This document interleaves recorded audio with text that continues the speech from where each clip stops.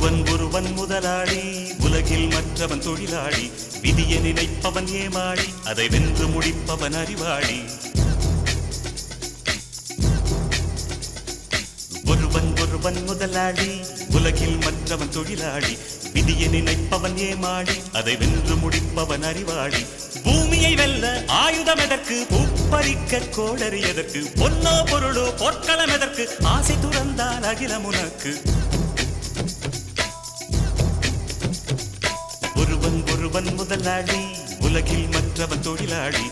விதியை நினைப்பவன் ஏமாளி, அதை வென்று முடிப்பவன் அறிவாளி.